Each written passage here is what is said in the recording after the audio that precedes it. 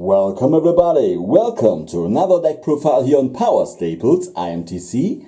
I hope you're excited for some EDH action.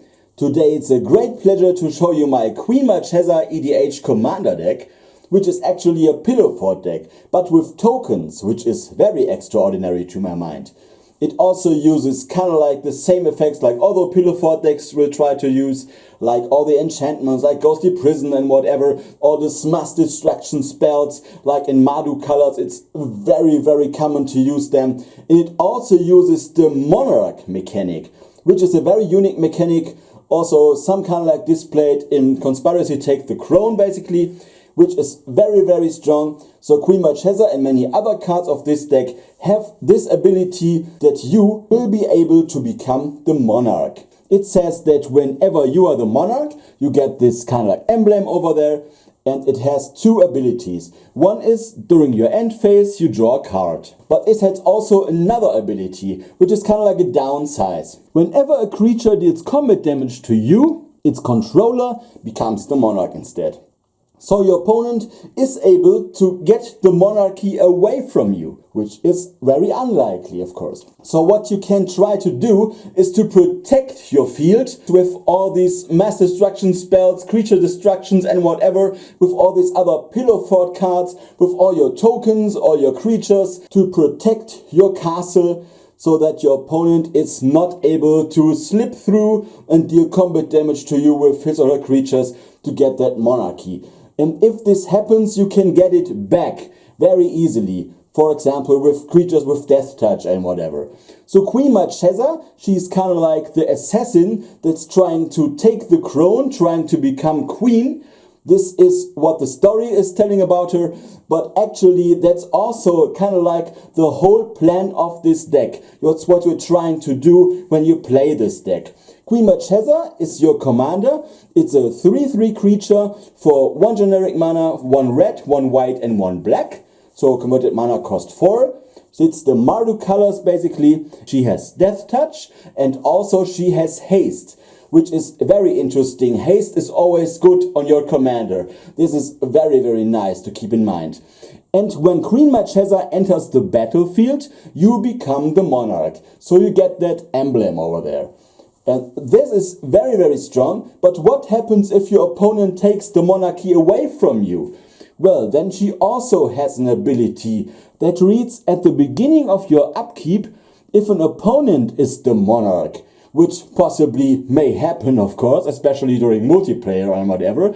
If this is the case, put a 1/1 black assassin creature token with death touch and haste onto the battlefield. So this is very interesting to keep in mind, because this token has death touch and haste. So what is this token going to do? Of course, he's going to attack your opponent, trying to get the monarch back to your being the monarch back again. This is very strong, because your opponent will most unlikely trying to block the 1/1 death touch token. Why would he trying to do that? He would prefer to get dealt 1 combat damage dealt to him or her. But then, if this happens, the opposing player is no longer the monarch, when you will get rewarded by getting the monarchy back. And then during your end step, you will draw an additional card. So whatever opponent is trying to do is to protect his or her castle the same way, but your deck functions throughout all this game plan. So opposing player is not in the position to stop whatever you're throwing at him to get the monarchy back and forth into trying to keep the monarchy as good as possible. Then as long as you keep being the monarch, you will be drawing more cards. And you can draw your opposing player out. Like with many other cards the same way. Of course, you're using cards like Phyrexian Arena and anything. In addition, of course. But also, this card draw is very interesting in this deck. So this is what you have to keep in mind. Being the monarch is great in any kind of situation, because you are the one, like Queen Marchesa is basically the one that puts that mechanic into play for good riddance. Okay, let's Queen Marchesa can look out from over here. What or the parishioners on her realm are doing. Let's start with the creatures first. Mother of Runes, it's one of the basic staples in most likely creature-based decks. For 1 white mana, it's a 1/1 human cleric, and she says that you can tap her and target creature you control gains protection from the color of your choice until end of turn. Most likely to protect your Queen Marchesa and like any other creature that you're liking to protect, of course. You can also block with Mother of Runes and then tap her if she's not suffering from summoning sickness, that is. And then you can give her protection from one of the colors of the creature you are blocking. So you get it like a kind of like a Maze of Ith and anything. But you can also use her to protect from a lightning bolt and a terror and whatever. Very, very strong, basically. Then there's Stoneforge Mystic. It's kind of like a tutor card. For 1 and a white, it's a 1/2 core artificer, and she says whenever she enters the battlefield, you must search your library for an equipment card, reveal it, put it into your hand, and shuffle your library. So you can get out like cards, for example, like Skullclamp, which is very likely in this deck. When you get 1/1 tokens, it's kind of like an auto inclusion, of course. And there are many other cards that are possibly wanted from you to tutor up for. For example, Nimnim Mantle is kind of like a combo piece here in this deck for several combos we can see later on. And she also has the ability you can pay 1 and a white and tap her, and you may put an equipment card, most likely one of them you can tutor up for, from your hand onto the battlefield. So this cannot be countered, this can happen at instant speed. Very nice, always a great inclusion in any deck that uses equipment. Then we have Granzo Havoc Raiser. That's an interesting card. For 2 red mana, it's a 2/2 creature, Goblin Rogue. And whenever a creature you control deals combat damage to a player, for every creature that deals combat damage to a player basically, you can choose one of 2 modes. One says goat target creature that player controls. And goat basically says, until end of your next turn, those creatures you goated attack each combat if able and attack a player other than you if able. Like in multiplayer, you can really turn the tides that way and bring chaos to the table. Very strong. And the other mode you may choose is exile the top card of that player's library. Until end of turn, you may play that card and you may spend mana of any color to cast that spell. Very, very strong. So you can choose, even if you want to like achieve, not steal, achieve a card from the opposing player's deck. Granzo Havoc Raiser, very strong here. Then we have the Monastery Mentor. He is very strong. He's basically so strong that in vintage tournaments, like the finest and greatest format of all of Magic, they restricted Monastery Mentor to only 1 copy per deck in that powerful Power 9 allowed format because Monastery Mentor appears to be so strong. For 2 and a white, you get a 2/2 creature and it has prowess. So whenever you play a non-creature spell, this creature gets +1/+1 until end of turn. And it also says whenever you play a non-creature spell, you can put a 1/1 creature into play, a token, which is very great, for example, not only to block, not only for Skullclamp, but also to try to get the monarchy back. When you can assemble many creatures, you can go wide that way. And if one of them hits your opponent because it cannot block every single token you appear to get, then you can possibly get the monarchy back sooner or later. So having more tokens can't be bad, right? Then we have the Imperial Recruiter. Yeah, that's one of my favorites. For 2 and a red mana, it's a 1/1 human advisor, and it says when it enters the battlefield, search your library for a creature card with power 2 or less, reveal it, put it into your hand, and shuffle your library. So you can get very puny creatures with very low power, like a Mother of Runes, a Monastery Mentor, Stoneforge Mystic, and many other creatures that appear in this deck can be searched out for example, Kiki Jiki, like it's used for several combos in this deck. For example, when you play Kiki Jiki and you can target Imperial Recruiter, you may search again because you get a copy of Imperial Recruiter, and this come into play ability also triggers back again, and it works like a chain of tutoring. Very strong. And of course, you're playing in Mardu colors. You are able to play both recruiters in the same deck. And this is kind of like his twin brother, Recruiter of the Guard. For 2 and a white, it's a 1/1 human soldier creature, and it says when it enters the battlefield, you must search your library for a creature card with toughness 2 or less, instead of power from Imperial Recruiter, and put it into your hand and shuffle your library. So basically another tutor card. Very strong. If one of them is early in your hand, you can tutor up whatever you need. So this is what it's all about. Very strong tutor creatures right there. Then we have the archetype of courage. This is very interesting, especially in this deck. For 1 and 2 white, it's a 2/2 enchantment creature. And it says, creatures you control have first strike. This is great after all, because you can multiple blocks a creature to death, and also with this death touch ability your tokens have, and Queen Marchesa herself has. First strike and death touch combined is always good, because most likely your opposing player is not in a situation that many of his or her creatures appear to have, like double strike or first strike. So you will strike first, deal damage to the creatures, destroy them, no matter how big they might be, because of the death touch ability many of your cards have, and then they won't be able to strike back again. So you can destroy creatures during combat very easily with that. And that's not all. Archetype of Courage also has the ability that says opposing creatures lose first strike and cannot have first strike. So this is great. Of course, they appear to have double strike possibly. This is problematic. But also, besides that, it's very, very strong in the combination with first strike and death touch. So this is kind of like an auto include. It's very strong in this deck particularly. Then we have Mentor of the Meek. For 2 and a white, it's a 2/2 human soldier.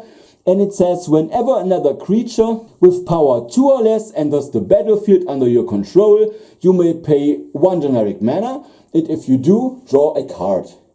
So this is very great, because you get many creatures out, and they also count. It's not non-token creatures. Any creature with small power, power 2 or less. Like all the creatures you basically have seen in this deck, and also the ones that are going to produce with Queen Marchesa herself when the opposing player is currently the monarch, and also cards like with Monastery Mentor, whenever you play a non-creature spell, they all appear on the battlefield, and for each of them you can always pay 1 mana of any color, and if you do, draw a card. So this is kind of like a card draw engine on a stick.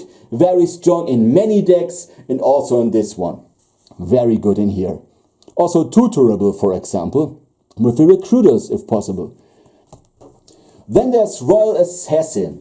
Yes, it's a destruction on a stick. For 1 and 2 black, it's a 1/1 creature, it's an assassin. So this matches up with Queen Marchesa, which also is an assassin. You can tap it and then destroy target tapped creature. Of course, when the creature is attacking and it doesn't have vigilance or anything, then it gets tapped before the damage it might deal to you is dealt. So in between, you can tap the Royal Assassin if he's not sick anymore. Then you can tap it and destroy the creature that also becomes tapped because of attacking. So you can destroy it that way. Very, very strong. Then there's Talia, Heretic Cutter. Then it's a 3/2 buddy, and it has first strike, and it has the ability that whenever a land or a creature may enter the battlefield under an opposing control, this card enters the battlefield tapped. So it is kind of like a pillow fort creature that way, that can stop your opposing player. You cannot use cards like, for example, one with haste. It enters the battlefield. Why not? And it also counts for non-basic lands. Most likely your opposing player has many non-basic lands, and this is very interesting. When, for example, Fetchland or Wasteland enters the battlefield tapped, so you may know what your opposing player is going to do with that. Very strong to be ahead of anything.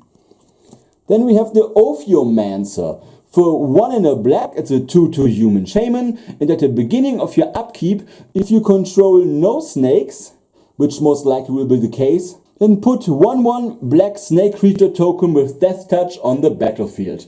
And here we have it again, another death touch creature. Like Queen Marchesa also provides you with death touch creatures, and this is most likely interesting, like with Archetype of Courage, very strong to combine the combination abilities of Death Touch and First Strike. Very nice here. You can block with that, and then you can add another one if you do not control any more snakes. And that's the other only snake creature in here with snake tokens. Then the Hero of Bladehold, another beatstick machine that combines you with many great tokens on the battlefield.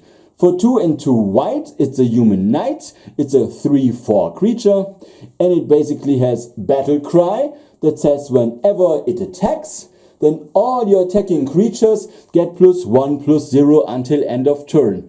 And whenever Hero of Bladehold attacks, put 2 1/1 white soldier creature tokens onto the battlefield, tapped and attacking. And of course you have to stack it right way, so the tokens appear on the battlefield first, and afterwards the battle cry triggers, so they get the bonus, of course.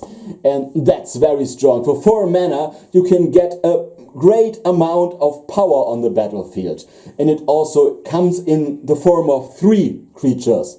Basically, very strong to get white creature formats on the battlefield. Then we have Ironas, God of Victory.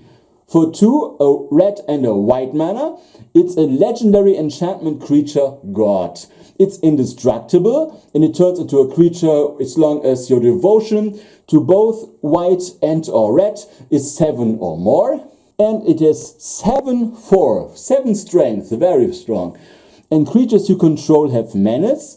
Menace is always great, so opposing player cannot block any creature you control with only 1 creature. It has to be at least 2 blockers for the creatures. And also it has the ability that you prevent all damage that would be dealt to attacking creatures you control. It's basically the same thing as Dolmen Gate's ability is. So it's wonderful. You can get tokens out that appears to have Death Touch and other abilities, and they won't get damaged by combat damage while they're attacking, and they also have menace.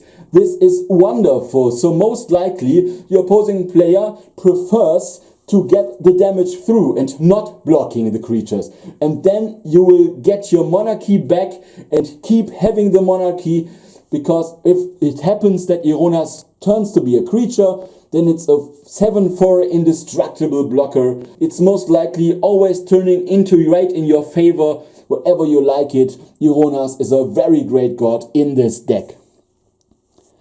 Then we have the Academy Rector, kind of like a staple for many decks. I play him with so many EDH decks, I have many copies of him. For 3 and a white mana, it's a 1/2 creature, and when Academy Rector is put into a graveyard from play, basically when it dies, you may remove it from the game, and if you do, you can search your deck for any enchantment card and put it into play. For example, with Overwhelming Splendor, there are many other possible targets for the Academy Rector in this deck.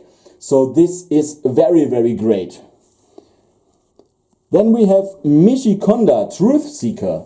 For 3 and a white, it's a 2/2 creature, and it says whenever any source deals damage to you when opposing player controls, that opposing player sacrifices a permanent. Wow, this is awesome. So opposing player most likely won't really want to attack you for like 2 or 3 points of combat damage only to get the monarchy if they appear to have to sacrifice permanents.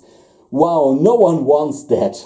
That's very great. Even if opposing player says that possibly he can sacrifice a land, that's not the problem. Sooner or later, this appears to be a problem, trust me. So this card works wonders. No one is really trying to attack you just to get that monarchy, I guess. Very strong. Then there's Brutal Horde Chief. For 3 and a black, it's a 3/3 Orc Warrior. And it says whenever a creature you control attacks, defending player loses 1 life and you gain 1 life for each token and whatever. So you can drain your opponent out and also gaining a couple of life back. Why not? Even better is the other ability. For 3 and 2 hybrid Boros mana, it says creatures your opponents control block this turn if able, and you choose how those creatures block. Isn't that great? you can choose that each of those creatures have to block, for example, creatures you control with Death Touch and First Strike, or with Death Touch, and they have that prevent all combat damage ability. Enough said. This card is stupid in this deck. Wonderful. It's heavy for 5 mana to activate, but it's worth it, I guess. Then we have Odric, Lunarch Marshal. For 3 and a white, it's a 3/3 creature, and at the beginning of each combat, creatures you control gain First Strike until end of turn if a creature you control has First Strike. The same is true for flying, Death Touch, Double Strike, and many other effects: Haste, Hexproof, Indestructible, Lifelink, Menace, Reach, Skulk, Trample, and Vigilance. So it kind of like says everything is a sliver, for example, to my mind. So whenever a creature appears to have one of these printed abilities on it, then every creature you control, all your tokens and any creature appears to have this ability as well. This works for many things, especially with Death Touch and Haste, because Queen Marchesa has these keywords on herself. So any creature, as long as Queen Marchesa is on the battlefield, has these keywords, and anything else. There are many card effects. Many have, for example, First Strike, and this is true for all creatures you control. Wonderful. Then there's Palace Jailer, one other card that can provide you with the monarchy if you appears to kind of like have lost it, for example. For 2 and 2 white, it's a 2/2 creature, and when Palace Jailer enters the battlefield, you become the monarch, first of all. And when Palace Jailer enters the battlefield as well, exile target creature an opponent controls until an opponent becomes the monarch. If this really does not happen very soon, then it's kind of like a journey to nowhere on a creature, and it also provides you with 2 abilities in one and a 2/2 body. That's nothing wrong with it. Palace Jailer is very great in here. Then we have the Marsh Flitter, which is kind of like a combination card together with the Ashnod's Altar and together with the Nimnim Death Mantle, which can be found out, for example, with Stoneforge Mystic. You can tutor up for the equipment. Marsh Flitter herself is for 3 and a black. It's a fairy rogue, 1/1 flying creature. And when Marsh Flitter comes into play, put 2 1/1 black rogue creature tokens into play. So basically it also comes with 3 bodies. You can always sacrifice a goblin, then Marsh Flitter becomes 3/3 at the end of turn, but that's most likely not the case. Even more interesting is the ability that you can use it when you can sacrifice creatures with Ashnod's Altar to get 2 mana whenever you sacrifice a creature because of Ashnod's Altar's effect. And then with the Nimnim Death Mantle, you can pay 4, and then you can put a creature that died this turn on a Nimnim Death Mantle. So most likely with Marsh Flitter, you get 2 tokens out, and then you can sacrifice one of the tokens as well as the Marsh Flitter herself due to Ashnod's Altar to get 2 and another 2, like 4 mana to your mana pool for colorless mana. And then you can pay the 4 colorless for the Nimnim Death Mantle. And then you can return the Marsh Flitter that just died under Death Mantle attached to it on the battlefield again. And then it enters the battlefield again, and then you get 2 more tokens on the battlefield. So that way you can repeat this process over and over, and when you sacrifice Marsh Flitter on only one of the tokens, the other 1 token stands aside, so at the end you have an army of 1/1 tokens. So basically you can use it, for example, to give everything haste with Odric or whatever, or even if you have to set up a turn, then you have a board of 1 million tokens, all 1/1. This can't be bad, right? It's very great as a combination here. And Murderous Redcap kind of like functions the same thing. For 2 mana of any color and also 2 that are hybrid for black or red. It's a 2/2 Goblin Assassin. Yes, another assassin in this deck. And when it comes into play, it deals damage equal to its power to target creature or player. And its power is most likely 2, first of all. And it also has Persist. When it dies, afterwards it returns to the battlefield with a -1/-1 counter on it. So what this does is also, it's kind of like the same thing as the Marsh Flitter wants to do it, because you can sacrifice it with Ashnod's Altar, bring it back, and also use that ability. It comes back, you can sacrifice him again for another 2 mana with Ashnod's Altar, so you also can collect 4 mana and then pay for the Nimnim Death Mantle, and you can do the same thing. You can always shoot your opponent for 2 damage anytime whenever Murderous Redcap enters the battlefield. It shoots for 2 or even 1 if it has a -1/-1 counter on it, and then you can repeat this process over and over and over again, because Nim Death Mantle returns it to the battlefield every second time after the persist trigger. Another combination that way.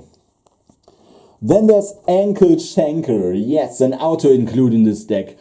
For 2 mana of any color, and then for 1 red, 1 white, and 1 black mana, it's a 2/2 Goblin Berserker with haste, and it says when Ankle Shanker attacks, creatures you control gain first strike and death touch until end of turn. So this is the combination on a stick. Death touch and first strike. For the whole time before we tried to assemble the combination of death touch and first strike so badly, and Ankle Shanker does it on its own. This combination says no one wants to block your creatures this turn when this appears. No one. So you can get the Monarch back very, very easily, I guess, with this card, where there are some exceptions, but basically this works very well when these 2 keywords can combine together, and Ankle Shanker can do it both with the single trigger. Very strong. Then we have the Custodilich. For 3 and 2 black mana, converted mana cost 5. It's a 4/2 zombie cleric creature, and when it enters the battlefield, you become the Monarch. Good to have him in this deck, of course. And whenever you become the Monarch, sometimes it really shifts back and forth. When you become the Monarch, target player sacrifices a creature. So this will help when opposing player has like indestructible blockers that are most likely to block your creatures that have death touch and anything else. So sacrificing creatures is a great way to get around this problem, and Custodilich provides you with that whenever you appear to be the Monarch.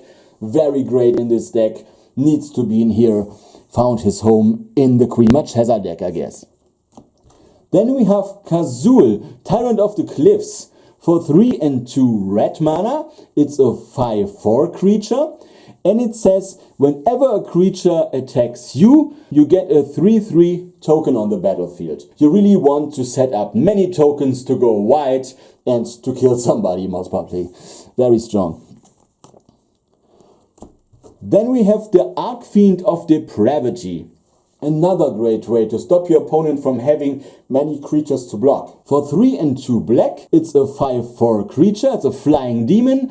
It says at the beginning of each opponent's end step, that player chooses up to 2 creatures he or she controls, then sacrifices the rest. Like Custodilich, another great way that your opponent has to sacrifice creatures. So whatever they possibly have, like indestructible and protection from everything and whatever, it really doesn't matter. Opposing player has to sacrifice creatures. In that case, he has 2 creatures up and everything else is going to be sacrificed. If opposing player has like 20 tokens or whatever, then you will be able to get them all down except for 2. And this deck kind of like has no problem with several small creatures or whatever. So point removal is there in this deck, must removal anyway, so this works really well, even if opponent players' creatures might be like indestructible and whatever. Why not? Then there's the Kiki Jiki I told you before. For 2 and 3 red mana, it's a 2/2 creature, Goblin Shaman. It has haste, and you can tap it and choose a creature that is not legendary you control. And then you get a token on the battlefield that is a copy of that creature. And the token is excellent at end of turn, but it also gets haste. This is interesting because you can do many mechanics with that. Also kind of like a Splinter Twin strategy. It also functions very well in this deck. You can copy many creatures you really like to have. You can copy like the Recruiters for tutor up things. And whatever you need, this is kind of like a tutor and also possibly like a game ender, because it's one of the other finishing moves combined with Kiki Jiki that you can do in this deck. For example, with this card, Village Bellringer. This is a combination with Kiki-Jiki. For 2 and a white, it's a 1/4 creature that has flash. You can play it as an instant. And when Village Bellringer enters the battlefield, untap all creatures you control. So it's basically very strong even on his own, because whenever you're tapped out, all creatures attack your opponent, trying to get the monarchy back, and you have nothing left or not much left to block them, then Village Bellringer comes into play as an instant with flash, and then you may untap all creatures you control. But it also functions very, very great combined with Kiki-Jiki, because you need to tap him to get a token on the battlefield. You can choose the Village Bellringer, it comes into play as a copy, and then it says, when it enters the battlefield, untap all creatures you control. You can tap Kiki-Jiki again that way, and you can get another token out that is Village Bellringer that untaps all creatures you control. So basically you get an army of 1/4 creatures that also all have haste due to the ability of Kiki-Jiki himself. So you can also overwhelm your opponent that way. And that's another one you can go for, Zealous Conscripts. For 4 and a red mana, it's a 3/3 human warrior creature with haste, and it says when it enters the battlefield, gain control of target permanent until end of turn. Not only a creature, target permanent. You can also grab like a propaganda or something that tries to interrupt you. And untap that permanent and gains haste until end of turn. This is also a combination with Kiki-Jiki, because you can gain control of the Kiki-Jiki you already possess. It is already your Kiki-Jiki, but it untaps when you gain control of it. And then you can tap him again and get another token on the battlefield that appears to be another Zealous Conscript. So it's the same thing like Village Bellringer. You get any amount of creatures on the battlefield that are in this case all combinations, all clones of Zealous Conscripts. So 3/3 hastes, like a million of them. Very, very great to overwhelm your opponent the same way as with Village Bellringer. Why not? Very strong. Then there's Grave Titan. For 4 and 2 black mana, it's a 6/6 giant creature with Death Touch, and whenever it enters the battlefield or attacks, you may create 2/2 zombie creature tokens. They don't have Death Touch, but they are great blockers and they also are great attackers. Very great to have many creatures. It also functions the same way with Nim Mantle, because you can sacrifice him with Ashnod's Altar and then get mana out of it. You can also sacrifice one of the other tokens. That's kind of like the same thing as Marsh Flitter, but it's a even better creature normally. And then you do the same thing. You can pay 4 for the Nim Mantle, and you can get back the creature that just died, the Grave Titan, and then it provides you with 2 more zombie creature tokens that enter the battlefield when Grave Titan enters the battlefield, and you can do it again and again until you have an army of 2/2 zombie creature tokens. So you see what this deck is going to be. Going white like a million times out of it. As an instant, for example. Very strong. You get a combination out of your deck and then it wins on the spot, or at least tries to win on the spot. Very strong. Then another Titan, it's the Sun Titan. For 4 and 2 white, it's a 6/6 creature and also the giant with Vigilance. And it also has the ability, when it enters the battlefield or attacks, you get any card out of your graveyard with converted mana costs of 3 or less, any permanent card, and put it onto the battlefield. This can be like a land, for example a fetch land, but this can also happen to be like a sword or whatever, or Ashnod's Altar if it happens to end up in the graveyard, and whatever you need. Stoneforge Mystic, Nim Mantle, whatever. Very strong, like an auto-include if you have the mana for it. This deck kind of like seems to have it. It can also protect him. Very strong. Then there's another great creature, Dread. For 3 and 3 black mana, it's a 6/6 elemental incarnation with fear, and it says whenever a creature deals damage to you, destroy it. That's the same effect that another great enchantment of this deck has, that is also included in this deck. It's No Mercy. That's the same effect. So whenever a creature deals damage to you, destroy it. It not even combat damage, also like ping damage and whatever. This also counts, for example, for Nekuzar's effect. So this is awesome. And when Dread is put into your graveyard from anywhere, even if you have to discard it or if you have a mill it or whatever, shuffle it into its owner's library. So you can get it back over and over again. The opponent has to remove it to get it out of hand. Very, very strong in here. Very great creature with an awesome effect. And it's also, for 6 converted mana cost, 6/6 fear. So possibly it's also one of the unblocked creatures in this deck. Then there's the enchantment part of this deck. Of course, there's land tax. Basically, it's a very auto-include because this deck tends to use a couple of basic lands. For 1 white mana, it's an enchantment that says during your upkeep, if you have less lands on the battlefield than an opposing player does, then you may search your deck for up to 3 basic land cards, reveal them, put them into your hand and shuffle your library. And afterwards, of course, there's a draw step where you can draw an additional card. Also, it helps you to get the Mardu colors together. It helps you when it has to shuffle your deck if you need to. It's very strong and you can thin out land cards out of your deck so you can get better draws in the future, for example with the Monarchy. Auto-include, very strong. If you have this in your opening hand and a white source, it's very likely you will keep this hand, so this is very good in any kind of situation lately. Then there's Bitter Blossom. For 1 in a black, it's an enchantment that says during your upkeep, you lose 1 life and you put a 1/1 black fairy rogue creature token with flying onto the battlefield. Another great way to get tokens on the battlefield. And also have flying, it's even like hard to block, and of course for the Monarchy, and also possibly like a great blocker. So this all functions the same way, getting the Monarchy back if the opponent player takes them, and it also happens that you will block your opponent's creatures so that your opponent won't be able to do much damage to you to get the Monarchy from you. Of course, it's very good in here.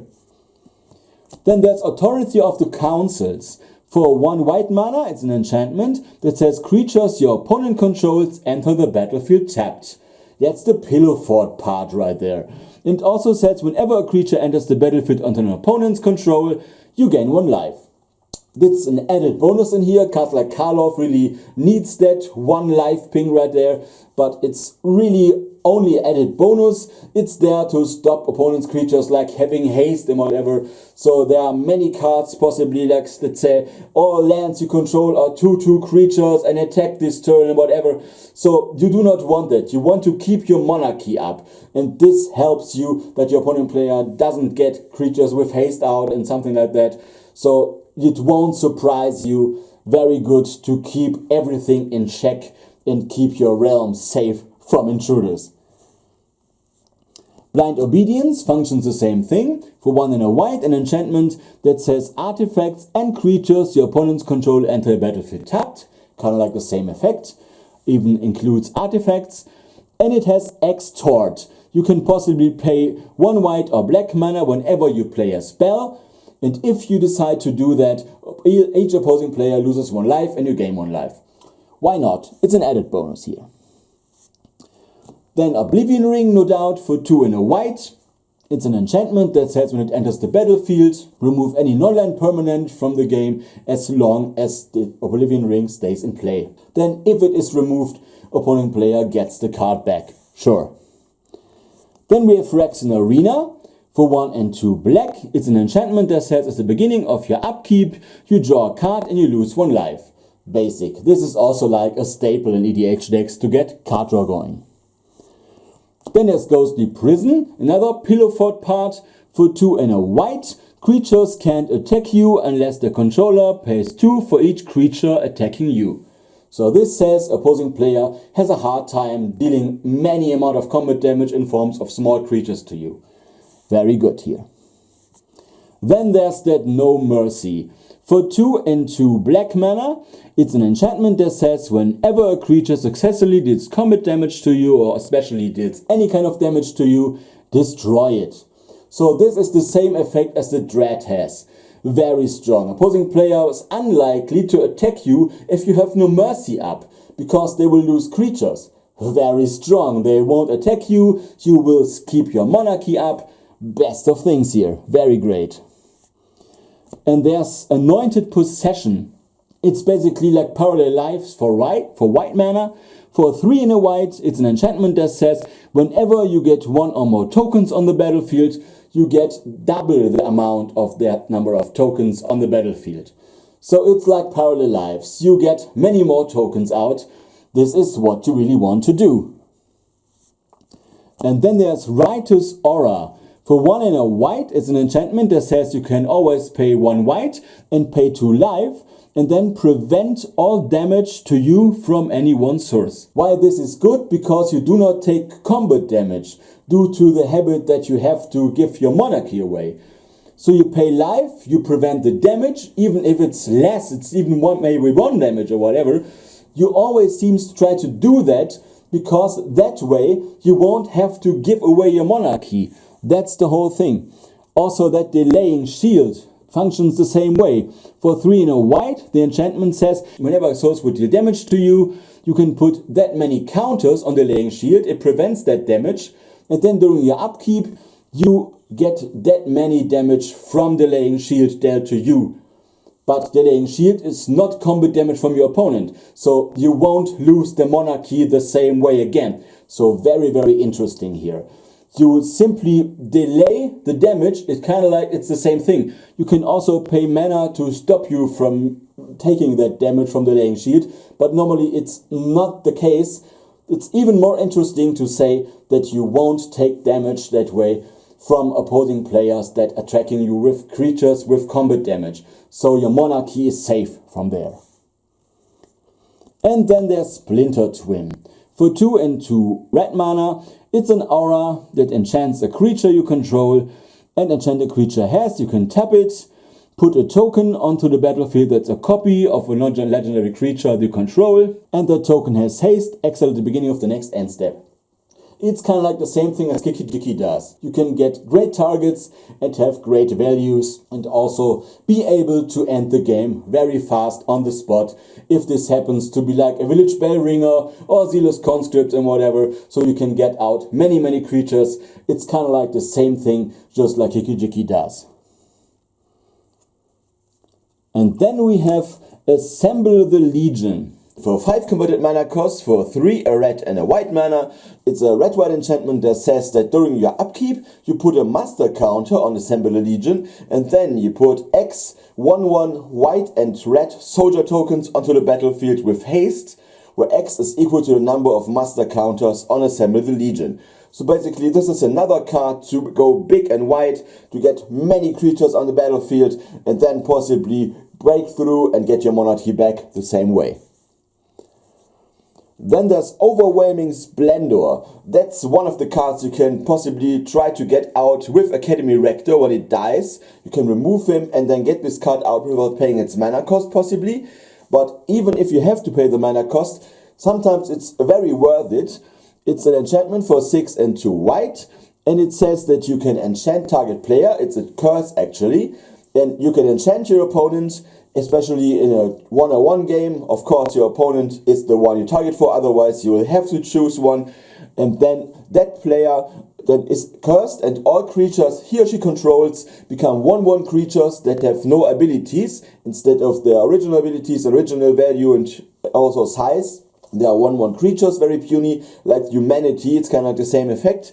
And also opponent player cannot activate abilities except for loyalty abilities and mana abilities of all cards he or she controls. This is very interesting. So one player that is cursed is kind of like not longer in the game for sure, as long as this enchantment stays ahead on the battlefield and its player is cursed with that. So possibly then you'll finally be able to destroy their creatures if they are not able to use their abilities again. Very strong in here. Then we have, of course, a little bit of a tutor package. Demonic Tutor, the classic of all classics basically. For 1 in a black, you can search your deck for any card. You don't have to show it because it's like a black tutor. Any card, put it into your hand. As simple as good. Then of course we have the Vampiric Tutor. For 1 black mana, it's this instant card that says search your library for a card, put it on top of your deck after you shuffle your deck then, and then you lose 2 life. It's the bite of a vampire to take it for, but that's very, very good. You can do it, for example, at end of turn or during your upkeep, so you will draw the card next, which you put on top. Very strong, very great card quality. And also Enlightened Tutor, the same thing, but it's a white tutor you have to show the card for because you search your deck as an instant for 1 white for only 1 enchantment card or an artifact card, and put that card on top as well as with Vampiric Tutor to get the cards you need. And then there's another special card, Steel Shaper's Gift. This is a sorcery, but you can only find an equipment card with that. You get an equipment out of your deck and put it into your hand. Very straight. So you can get like a Skull Clamp or a Death Mantle, whatever you like in this current situation. And that's an interesting card. It's Tithe. It's an instant for 1 white mana, and you can search your deck for a Plains card, which can also be like a Shock Duel, a Duel, and whatever that contains Plains as an archetype, and put that card into your hand. And if your opponent has more lands than you when this card resolves, then you can search your deck for additional Plains cards. So you can get 2 different kind of like Plains cards out of your deck and put them into your hand. This can be basic plans, but do not have to be. Very strong. And then there's kind of like our removal package. There's Wrath of God, of course. It's kind of like a staple if you choose to do it in there. For 2 and 2 white, you bury all creatures basically, so you destroy all creatures and they cannot be regenerated. Staple, basic. Then there's Day of Judgment, kind of like the same thing. For 2 and 2 white, destroy all creatures. They could be generated, but that's not really the problem. They can be regenerated. But actually this is another great way to clear the board out. Very strong here. Then there's Retribution of the Meek, so that you're not in a situation where you have to get rid of all creatures on the battlefield, because naturally many of those creatures will be yours. You're playing a lot of puny little creatures, so this works really well with your entire deck strategy. For 2 and a white, it's a sorcery that says that you bury, like destroy and cannot be regenerated, all creatures on the battlefield with power 4 or greater. So that means that your smaller creatures stick around on the battlefield. Also your commander with power and toughness equals 3. So this is very, very interesting to keep in mind that all your creatures stay alive, but even all opponents' creatures like big dragons and demons and whatever are going to be destroyed and cannot be regenerated as well in this deck in particular. Then there's From Dusk Till Dawn, the Dusk and Dawn card. First of all, you have a sorcery for 2 and 2 white, then destroy all creatures with power 3 or greater. Kind of like this takes Queen Marchesa with it, for example, but all the other smaller creatures with power 2 or less will stay on the battlefield, especially, of course, most certainly yours. And then when this sorcery is long in the graveyard, you can use the Aftermath ability. You can pay 3 and 2 white as a sorcery, and then you can remove this card from your graveyard. If it is in your graveyard, then you may pay the cost, and then you return all creatures from your graveyard to the battlefield with power 2 or less. This also contains all the recruiters and all the other great stuff, all the mother of rules and things. So this is kind of like a one-sided way to get like a living death or something. Very interesting in this deck, because all creatures you have are most likely very puny in here, for a reason. And then there's Austere Command, also very interesting in here. For 4 and 2 white, you may choose 2. Destroy all artifacts, destroy all enchantments, destroy all creatures with converted mana cost 3 or less, or destroy all creatures with converted mana cost 4 or greater. So you can basically take out what you really need to be taken out and leave all the other things, especially all cards you control in your favor, on the battlefield. So this like way to choose what to take off. For example, if your opponent has 20 enchantments, then you can get rid of your enchantments, all enchantments on the battlefield basically. But if it's not the case, if you're the one with the most enchantments, you leave this mode out and take 2 different ones. Very interesting. Then there's a single point removal. Vindicate, a staple to my mind. For 1 generic, 1 white and 1 black mana, you can destroy target permanent. This also may be a land, any permanent card, any kind of like planeswalker creature, whatever. Point removal, one of the best as a sorcery. Then there's Utter End. For 2, a white and a black mana, as an instant, exile target non-land permanent. Simple, great. Another way to remove creatures, Swords to Plowshares, another basic staple. For 1 white, as an instant, remove target creature from the game, and the player who controls it gains life equal to that creature's power. Also great staple. And that's kind of like the twin, the modern situational card, Path to Exile. For 1 white, also an instant, remove target creature from the game, and that creature's controller may search his or her library for a basic land card and put that land card into play tapped. Also good, possibly for your own style, to remove like a token or whatever, to get a land out of your deck, put it into play tapped, any basic land. But you could also simply remove any creature on the battlefield that is interrupting your playstyle or whatever, interrupting the situation, like a commander of your opponent or whatever, and then you can possibly break through, get a break. So this is very great as a removal card. Then there's Boros Charm with 3 very interesting modes in this deck. For 1 red and 1 white mana, 2 converted mana cost, as an instant that says you can choose one. You can either deal 4 damage to target player with Boros Charm, or even greater, all permanents you control are indestructible until end of turn. Especially great if you're going to set like a Wrath of God in motion. Then it's very interesting that all your creatures stay alive because they are indestructible. Also when your opponent goes for kind of like the same play. And you could also, if that is not what you're looking for, you could also give a certain creature you control double strike until end of turn. This can be turned out to be like a game winner, for example, or you could also use that to combine, for example, Queen Marchesa's ability to Death Touch with double strike. Why not? Very great. All 3 modes come in handy here. It's very likely that this card can really turn out in your favor to do what you want with this card. Very flexible. And then we're up on the artifacts in this deck. Of course, Skullclamp is a staple in many decks and also in here because you generate tokens with many cards, Monastery Mentor and also Queen Marchesa and all the other cards, Assemble the Legion. There are many ways where you can get tokens out. So this possibly turns out to be a very heavy card draw machine. For 1 generic mana, it's an artifact. It's an equipment that you can equip for 1 mana each time. And the equipped creature gets +1/-1.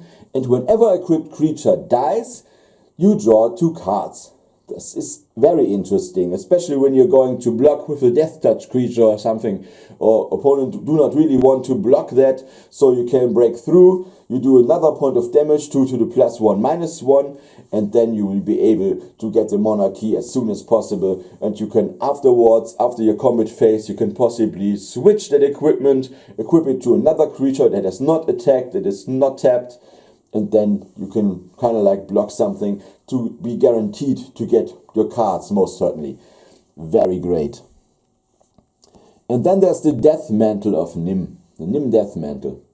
So this is basically a wonderful card in this deck, combined with all the cards I told you about, like the Grave Titan and Marsh Flitter. It's an equipment for 2, you put it on the battlefield at first, and you could equip it for 4, but whenever a creature dies, you can pay 4 mana of any color, or even colorless, and if you do, you can put that creature back into play that just died, and equip it with Nim Death Mantle. You do not have to pay that 4 because this 4 is already paid if this effect is activated. And then you can the Nim Death Mantle onto the creature, and that creature gets +2/+2 and is also a black zombie. And then if this happens, that this creature dies again, you can always pay 4 mana to return it to the battlefield again, equipped to Nim Death Mantle. So this is kind of like the same thing with Ashnod's Altar, Nim Death Mantle together, and one of these creatures that provide you with several creatures in one body. For example, with the Red Cap and all the other cards I mentioned to you about. This is a very great way to generate any human amount of mana, any amount of creatures. For example, 1 million or whatever, like with Marsh Flitter and so on. You can get any amount of creatures or also with red cap you can do a billion damage as long as you keep up doing this, which you will be doing as long as you have mana enough and Ashnod's Altar provides you with that. So that's the combination in this deck, except for the Splinter Twin Kiki Jiki combo. This is another one hiding in this control shell. So if your lack being that competitive with all your enchantments and something, with your 1/1 tokens, all your puny little creatures that do only little things, then possibly one of these combos is potentially good enough and competitive enough to win the game on the spot right there with abilities like these. Very great in this deck. Then Lightning Greaves, of course, the commander staple. It's an equipment for 2. Then equipped creature can be equipped for 0 converted mana costs each time, and equipped creature gains haste and shroud. Of course, it's interesting to protect your commander, so you don't have to keep up paying the commander taxes over and over again. For example, if your opponent has a commander that says you can tap it and destroy a creature or something, then you have ability to protect your commander against any simple removal that could come your way. Interesting and staple in this deck, as well as in many other decks, like in almost all other commanders. Very strong in here. Then this is also great. Ironas has the same effect as this card, Dolmen Gate. It's an artifact for 2 converted mana cost, and it says you prevent all damage or combat damage to attacking creatures that you control. So basically when you attack with anything and opponent player is likely to block them, and then this ability comes in handy because all attacking creatures do not receive any damage. So basically they cannot be destroyed. So when they have Death Touch, when they also have First Strike, which is a great combination on its own, and then also this ability is active with Ironas or with Dolmen Gate out, then why should your opponent try to block these creatures anyway? He would prefer to get 1, 2 or 3 points of damage through, because the creatures are so small. And this is why this deck is so good, because you can get the monarchy back and you can keep having the monarchy that way. Wonderful. No one ever wants to block your creatures, even if they are not really like unblockable, because you lack blue on this part mostly. You can really find a way that no one wants to block your creatures, not to block your single small token that is trying to attack you. So what for? So this is wonderful in this deck. This is great. So this is why this deck works so good with the monarchy. You put something into play that works in your favor, even if it's said that it will kind of like turn around and everyone tries to get the monarchy sooner or later. In this deck you will keep it most likely because of effects like these. Then there's the one I mentioned about like 1 trillion times already, Ashnod's Altar, for 3 converted mana cost, and it has the ability that you can sacrifice creatures, and whenever you sacrifice a creature with Ashnod's Altar's effect, then you can get 2 colorless mana to your mana pool, most likely for all the combos with the Death Mantle, and generally for any kind of card, any kind of situation. You can sacrifice creatures, most likely tokens of course, or creatures that want to die, for example like the Academy Rector, and then you can get 2 colorless mana each time you sacrifice one of these creatures. So basically it's a wondering great machine to get many colorless mana whenever you need it, to pay the cost of anything, also for even greater creatures, possibly like an Elvish Norn or something in the sideboard. So you can get out whatever you need with this card. Mana is not a problem if you are able to sacrifice creatures that would come out anyway, but you do not really need on the battlefield in a certain situation. Or for example, to combo off, then it's also not needed. And it's kind of like a combo piece in there. Then of course there's Mana Crypt, artifact for 0 mana, and during your upkeep you will have to flip a coin, and if the coin does not end in your favor, head or tails, which you will call what you call is in the air, and then if it not ends in your favor, then this Mana Crypt deals 3 damage to you during your upkeep. But that's not really the problem. Everyone plays that. That's the staple in Commander and also in Vintage or something. This is a wonderful card. And you can tap it and you can get 2 colorless mana to your mana pool. So this is wonderful. And the Soaring, the staple of all staples in Commander. It's an artifact for 1, you can tap for 2. It's basically enough said saying that. It's awesome on its own. And then we are at the lands, of course. There we have the Tower of the Magistrate as the first land. It's a land that taps for a colorless mana, and you could also pay 1 and tap it, and a creature you control has protection from artifacts until end of turn. This is interesting because cards like Mother of Runes and something protects you from any color of any source, and this one grants you with protection from artifacts, which is actually very unique to my mind. It's very interesting to have in here, for example, an artifact creature and also many other cards that try to do something with your cards that are possibly artifact sources. So it's very great to have it in here as a backup plan, backup situation, that your opponent does not do bad things with that. Very awesome, for example, with Taverner's Coffin and anything that targets your creatures. Possibly opponent is playing like an artifact deck, like Breya and something. It's not only the colorless artifacts, also many colored artifacts these days.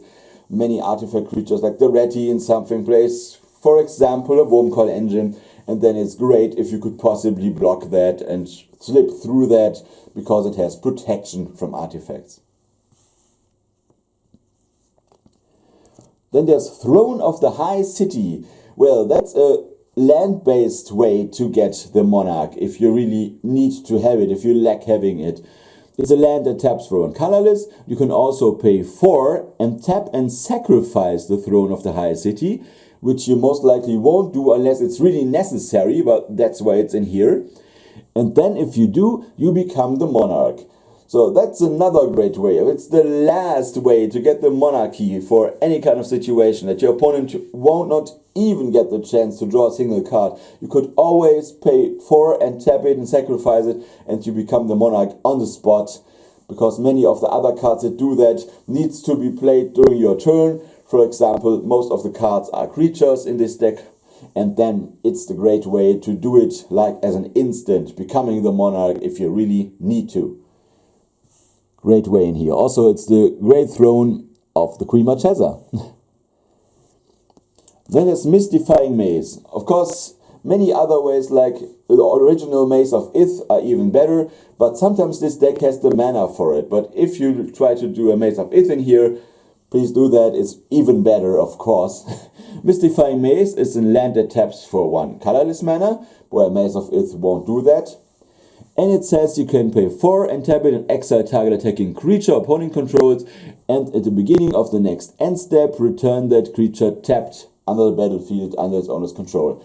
So it's basically same thing like Maze of Ith does. Maze of Ith is even better because you do not have to pay the 4 and tap it. But actually this turns out to be greater because you can have a colorless mana that way, because this deck is not running Urborg or something. And not any other cards that could not even be in this deck like Riftstone Portal. And so that way it's a great combination to have an early mana source, at least for colorless mana that way. And later in the game, when mana is not the problem because you're thinning out so much with land tags and all the other things like Tide and anything, then it's very likely that you have many mana available each turn that you do not really need. And then paying 4 is not the problem. So you can save yourself from dying that way, so no one gets commander damage thrown at you and something. So this is a great way, especially if you have cards out like Ghostly Prison that your opponent won't throw that many creatures at you, but maybe they will throw at you only 1 big creature, big attacker, and then you can get it out with Mystifying Maze out of combat before you can take any combat damage, because you originally do not want that. Then there's Slayer's Stronghold. Of course it's in here. It's a land that also taps for 1 colorless, and you can pay 1 red and 1 white mana and tap it, and target creature gains +2/+0 and gains vigilance and haste until end of turn. This is great in any situation, I guess. Vigilance and haste cannot be bad. +2/+0 is also quite nice to get. Of course, why shouldn't it be in here? Not for a certain reason, but only because it's very likely to be very strong in here. If you have the mana, if you have the timing, this is very great, because any creature can get haste and also vigilance to protect you. Why not? It's good. Then there's Nomad Outpost. It's a land that taps for all 3 of Armado colors, but the problem is it enters the battlefield tapped. This what likely is what happens, but it's a great land in this deck. Why not playing that? Then there's our Command Tower, most likely, because it taps for all 3 of our colors, like our Commander Identity or Armado colors, so it's most likely a staple in here, of course. Then we have Undiscovered Paradise. It's a land that taps for any color, but if it's tapped during your upkeep, you return it to your hand. Then there's the Tarnished Citadel. It's a land that taps either for 1 colorless mana, or you can tap it for mana of any color, and if you do, the Citadel deals 3 damage to you, which is not nice, but sometimes you have to do it to get Queen Marchesa out early in something. Sometimes it's really worth it, I guess. And then there's the Shock Duels. I didn't put any duels in this deck. You can do it if you have them, but even my collection is kind of like limited. I have dual lands in many of my Commander decks and many of my Legacy and Vintage decks, but in this deck I decided not to do that. If you are willing to put in like a plateau, a scrub land, and something on bad lands, please do that. In this deck they are only stick up to most likely many basics in this deck, because for example there are cards like land tax that needs to find many of your basic lands, for example, and then also the Shock Duels and some fetchies, so you can get them out. You can either fetch for them so they enter the battlefield tapped if you need to, and also you can shock it in possibly if you need the mana right away, so why not? This is good. So this is Godless Shrine. It's either a swamp and also a plains, and you can tap for either white or black, of course, and when it enters the battlefield, this deals 2 damage to you unless it enters the battlefield tapped. It's a basic staple in Modern. Everyone seems to know the Shock Duels, of course. So we have also the Sacred Foundry, of course. That's the same thing. It taps for a white mana or a red mana, because it's a plains as well as a mountain. And then there's Blood Crypt, that is also a swamp and a mountain, and it taps for black and or red mana. And then there's Clifftop Retreat. It's kind of like a fast land. It enters the battlefield tapped unless you control a mountain or a plains, so it checks if one of them is there, and then it taps for either a red or a white mana. Then there's Caves of Koilos, the Pain Land, taps for colorless or taps for white or black, and if you decide to do that, it deals 1 damage to you. Then same thing with Battlefield Forge. It also taps for possibly a colorless, but otherwise you can tap it for 1 red or 1 white mana, and it deals 1 damage to you. It's because it's another of the Pain Lands. Then there's Temple of Malice.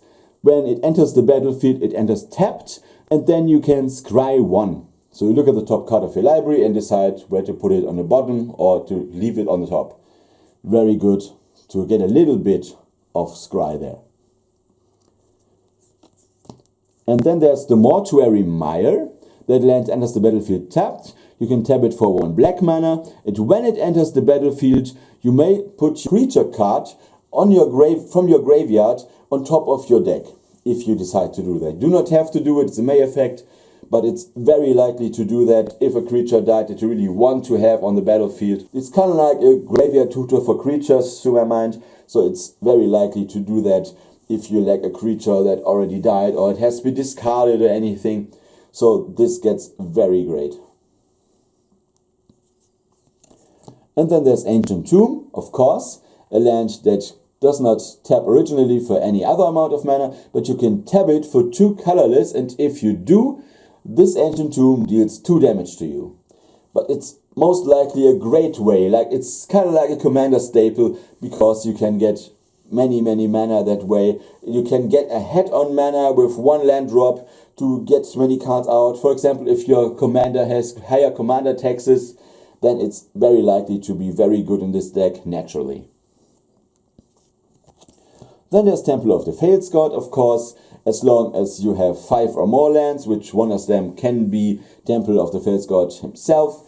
And if that's the case, you can tap it for 2 colorless mana, but otherwise it doesn't provide you with any mana. So you're better off having multiple lands out. If this is early in your hand, this is not a great card.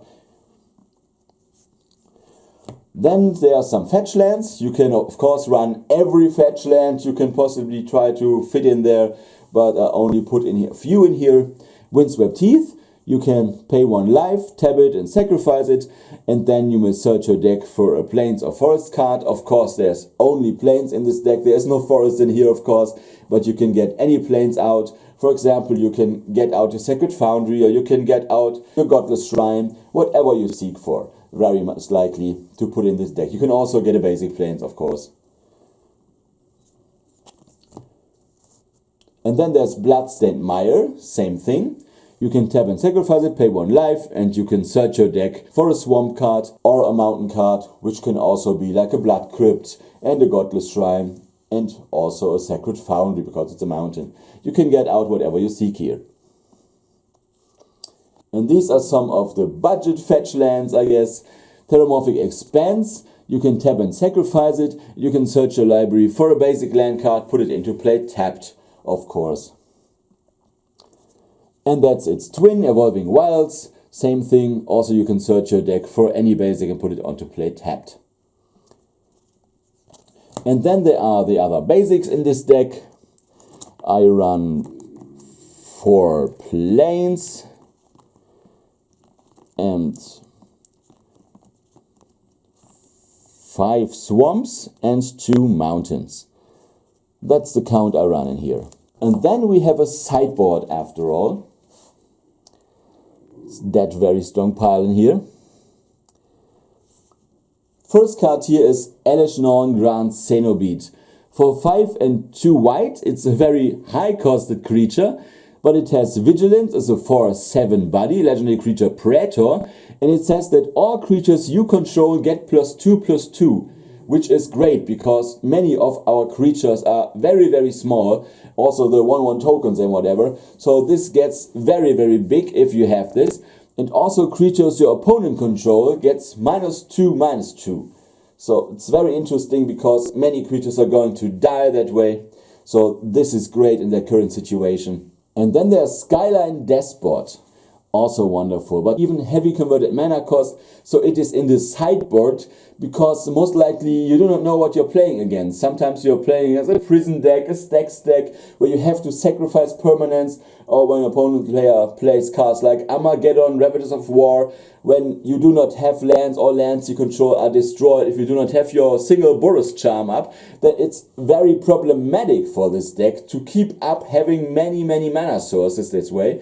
So this is in the sideboard, only for example like to avoid matchups where possibly a player has like bribery and gets it out on his side of the battlefield because it is in your deck. So this stands up as Elishnorn as well in the sideboard, and if it is possible to put it out there when your opponent is not playing that competitive, not that heavy cards that are really problematic for high converted mana cost creatures in this deck, then you can possibly put it in. And also it's great, for example, against dragons or for creatures that have flying, like angels or something, then this is interesting, because Skyline Despot for 7 converted mana, 5 and 2 red says it's a 5/5 flying dragon, and when Skyline Despot enters the battlefield, you become the monarch, another great way to trigger that.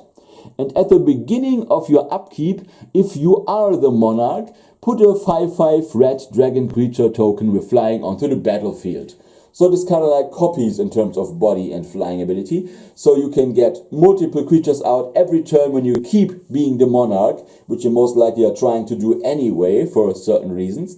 Then you can possibly get many 5/5 dragons out. This is also great when your opponent player has many cards that have the flying ability, then you can block them and whatever. So this is very strong on its own. There's only one creature with flying here, but this can take the all sky away from your opponent as well as the monarchy as well. Next we have Erebos, God of the Dead, which is also enormously interesting if your opponent is playing like a life gain strategy like Karlov. For 3 and a black mana, it's a legendary enchantment creature God.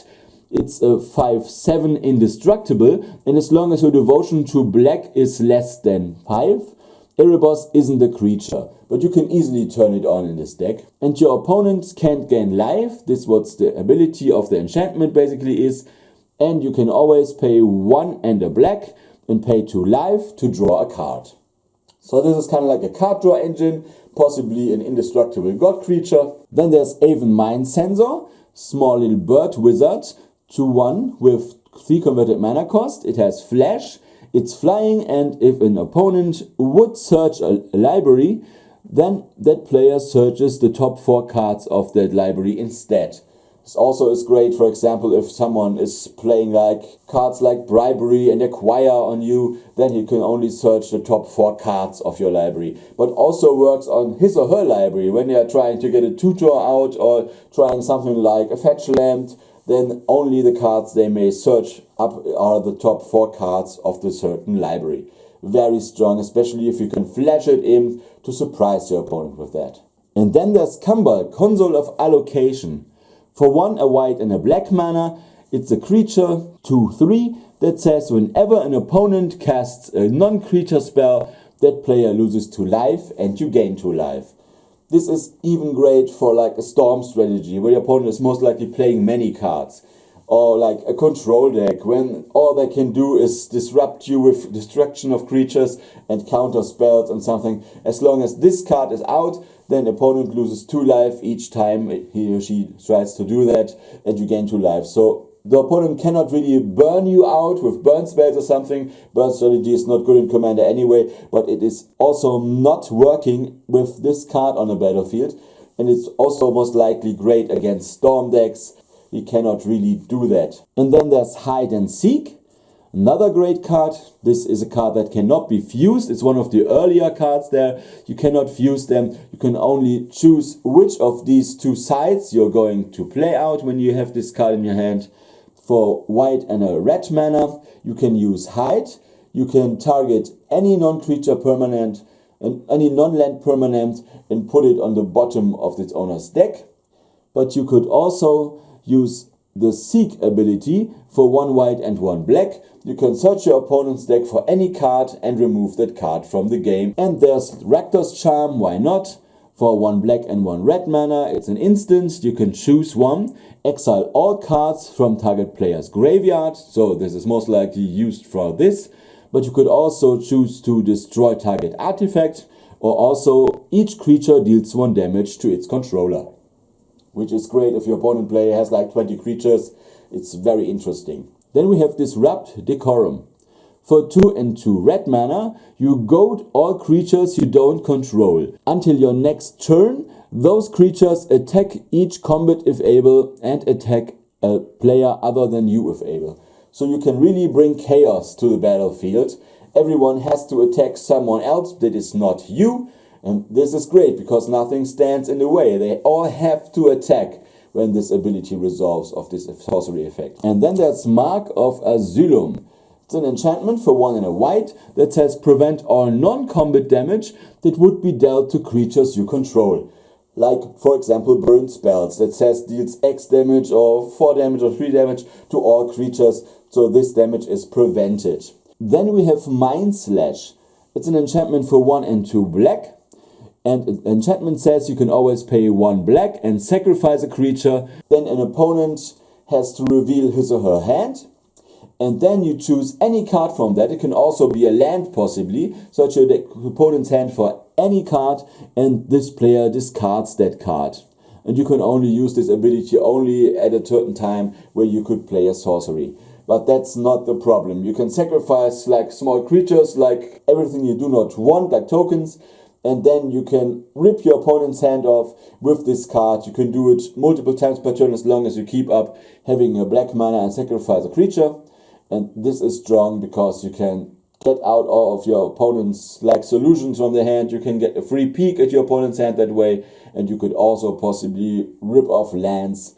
That's great. And then last but not least, it's Aura of Silence. It's a very common enchantment, very likely to be in many of the prison decks, many of the pillow fort decks that says that for 1 and 2 white, It's an enchantment that says artifacts and enchantment spells your opponents play cost 2 more to play, and you can sacrifice the Aura of Silence to destroy target artifact or enchantment. Well, I hope you liked this video. Please, if you do, please give it a thumbs up. I would really appreciate that. And also, if you like to find me on Instagram, you can do this. You can always find me with @PowerStaples, what you're searching for. This is the account of PowerStaples, where I post many photos of the cards and my collection and many other things. The community is very high impacted on this. Very great player and very awesome people right there. So if you want to join this community, please search for @PowerStaples, one word. To find this account, you will recognize this logo. And then possibly you can find out whatever it's new when on my channel. I post many pictures every day, so you might be interested in that. Please do all thumbs up, and we'll see you around next time with another video from PowerStaples. Your Teecee says bye.